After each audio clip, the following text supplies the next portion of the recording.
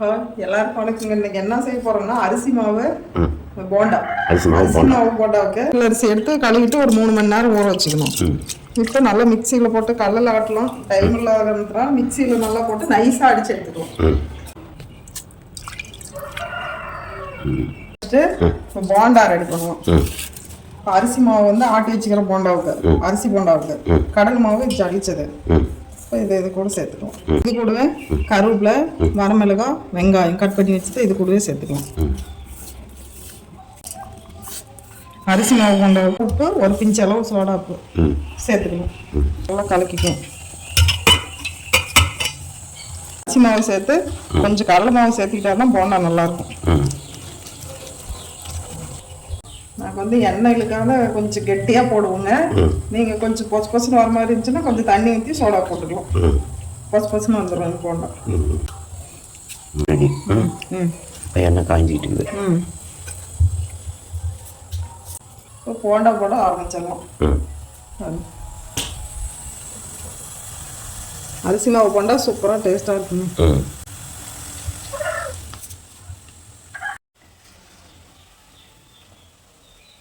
பாருங்க, அரிசி மாவு போண்டா ரெடி ஆயிடுச்சு. நாங்கள் கொஞ்சம் அரிசி சேர்த்து போட்டு போண்டா செஞ்சோம்னா செம்மையாக டேஸ்ட்டாக சூப்பராக இருக்கும். அரிசி மாவு போண்டா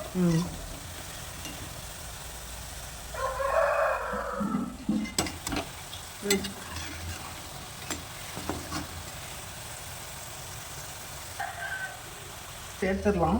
அரிசி மாவோட போண்டாவோட ஸ்பெஷல் என்னன்னா மேல மொறுமொறுன்னு இருக்கும், உள்ள வந்து கிறிஸ்பியா சாஃப்டா இருக்கும். அரிசி மாவு போண்டாவோடைய ஸ்பெஷல் மேல வந்து மொறுமொறுன்னு இருக்கும், உள்ள சாஃப்டா இருக்கும்.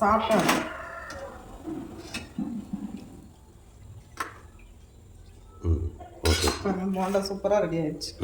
அரிசி மாவு போண்டா தாங்க பாருங்க, சூடாகுது. மேலே அப்படியே மொறுமொறுன்னு இருக்கும், உள்ளே பாருங்க சாப்பிட்டா அப்படியே சூப்பராக இருக்கும். அரிசி மாவு போண்டா ரெடி. மீதி அதே மாதிரி போட்டு எடுத்துக்கலாம். போண்டா ஒரு அடசில் எடுத்தாச்சு, மறுபடியும் வெந்துக்கிட்டு இருக்கு.